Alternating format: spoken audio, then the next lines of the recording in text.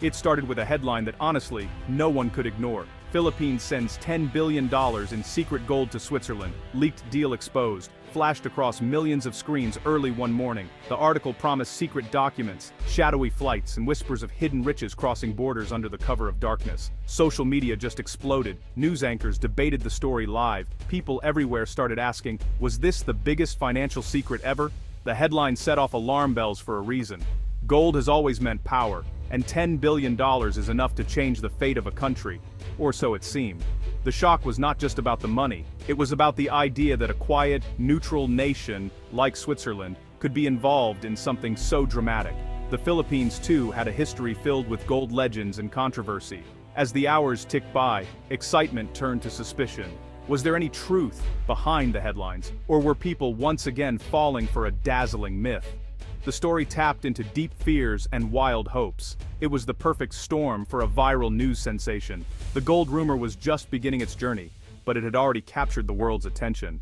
Rumors spread fast, especially when they promise hidden treasure and international intrigue. Within hours of the first headline, the gold loan story was trending on every major platform. Hashtags like Chalk Gold Scandal and Phil Swiss Deal surged. People shared the story with friends and family. The rumor leaped from Twitter to Facebook to WhatsApp groups, growing bigger with each retelling. Why did this particular story go viral? The answer lies in its ingredients. Secret deals, enormous sums, and gold. These ideas grab the imagination. They also play on existing doubts about the government, banks, and foreign powers. The rumor hit a nerve for people who already feared that important things were happening out of sight. As the story spread, it picked up new details. Some posts claimed that Swiss vaults were overflowing with Filipino gold. Others said world leaders were meeting in secret to control the stash. None of these details had any proof, but honestly, that didn't matter. The story was just too exciting to ignore. The gold deal rumor became more than just a news story. It became a symbol of suspicion and hope. Millions followed each update, eager for more clues about the world's newest secret treasure. Gold has a special place in the human imagination. For thousands of years, it has been the symbol of wealth, power, and mystery. From ancient kings to modern banks, those who control gold are seen as powerful. This fascination helps explain why stories about secret gold deals are so popular. People love the idea of hidden fortunes. Movies show gold bars locked away in underground vaults or lost in deep jungles. Stories of pirates, emperors, and lost treasures fill our books and screens. The gold loan rumor fit perfectly into this tradition. It promised a real-life adventure, with governments and banks playing the roles of secretive treasure hunters. There's another reason gold stories attract us. They offer hope. If a country suddenly discovered a vast hidden fortune, it could solve problems overnight. Poverty, debt, and corruption. Gold, in people's minds, can fix it all. This hope makes us want to believe the stories even if they sound too good to be true. But the real world is rarely so simple. Gold is not just a fairy tale, it's a carefully managed resource.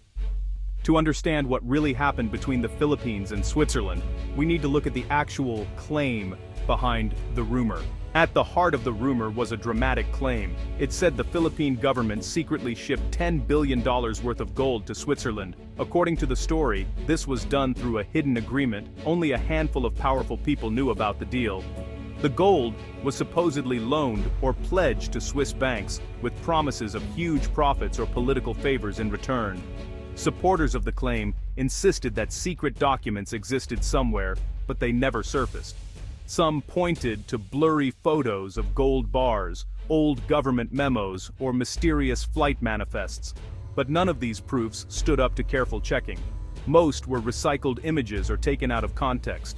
Still, the story spread. People asked why the government would send gold overseas. Was this a plot to hide wealth from the public? Was Switzerland helping to cover up corruption? The lack of clarity only made the rumor stronger. Shadows and secrets are always more exciting than dull facts. The gold rumor did not come out of nowhere. It began as a whisper in closed online forums. A user posted a claim about a so-called confidential gold transfer between two countries. That post, well, it got attention from conspiracy theorists and finance bloggers. Soon, larger pages picked it up, adding their own twists and details. Memes and videos followed. Some showed maps of secret vault locations. Others used fake news clips to add drama. As the rumor spread, it lost any connection to the original source. People shared what they liked best: the idea of hidden treasure, the hint of government betrayal, the fantasy of sudden riches.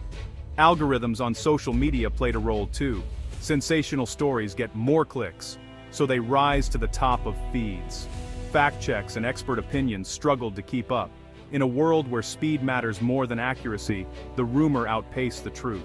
Within days, millions believed, or at least wondered if, the $10 billion gold transfer could be real. The Philippines is no stranger to gold legends. Stories of hidden treasure have echoed through the nation's history. The most famous is the myth of Yamashita's gold, supposedly buried by Japanese forces during World War II. Adventurers and treasure hunters have searched for it for decades, but, honestly, no solid proof has ever appeared. Another legend is the so-called Marcos gold. Supporters and critics of the late President Ferdinand Marcos have argued for years about secret Swiss accounts and gold stashes. Some claim the family hid billions in foreign banks. Others say these tales are myths, used to distract from more ordinary forms of corruption. These legends mix fact and fiction in ways that make them hard to untangle. Real gold was found in the Philippines over the centuries, but the scale and secrecy described in the rumors often stretch the limits of possibility. Each new story borrows from the old ones, making it even harder to separate the truth. Against this backdrop, the gold loan rumor felt familiar. It was another chapter in a long saga of hidden fortunes and secret deals, stories that refuse to die, even when facts say otherwise. Real international gold transactions are nothing like the rumors. Gold is one of the most heavily tracked resources in the world. Every transfer, loan, or sale is recorded in detail by banks, governments, and international watchdogs. Secrecy of the kind described in the rumors almost impossible. For a $10 billion gold loan, there would be mountains of paperwork, shipping documents, bank records, customs declarations, and more. Central banks and financial regulators in both countries would have to approve the deal. International organizations like the Bank for International Settlements and the World Gold Council keep strict records too.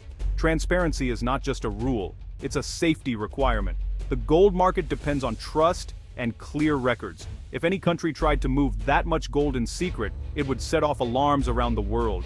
No evidence of such a transaction exists. Not one credible bank, government office, or watchdog has reported any sign of a $10 billion gold deal between the Philippines and Switzerland. The truth is less dramatic, but far more reliable. Gold, like all assets, must leave a paper trail. In the modern world, hidden mega deals are more myth than reality. The real relationship between the Philippines and Switzerland is built on openness, not secrets. Both countries have strong diplomatic and business ties. They work together on trade, investment, and cultural exchange. Swiss companies operate in the Philippines, and Filipino workers live and travel in Switzerland. Financial cooperation is also open and above board. Switzerland has strict financial laws and works closely with global partners to stop money laundering and corruption. The Philippines, too, has made efforts to make its banking system more transparent. Both countries are members of international organizations that demand honesty in financial transactions. Trade between the two nations is important, but it involves goods like food, machinery, and technology, not secret gold shipments. Official records, treaties, and business agreements are public. Anyone can check them. This openness is the opposite of what the rumor claimed. The real story is about partnership, not hidden treasure. It's less thrilling, but it's the truth. Stories about secret gold deals are fun to imagine. They play on our hopes and fears, but spreading rumors can do real harm. They create mistrust between countries, hurt reputations, and distract from real issues that need attention. The gold loan rumor shows why critical thinking matters. Before sharing a story, we should ask, where did it come from? Is there any proof? What do experts say? In the internet age, anyone can publish a headline, but not all headlines are true. It's easy to get swept up in dramatic tales, but the world is already exciting enough without adding false stories. Real finance and diplomacy are complex, transparent, and sometimes even inspiring.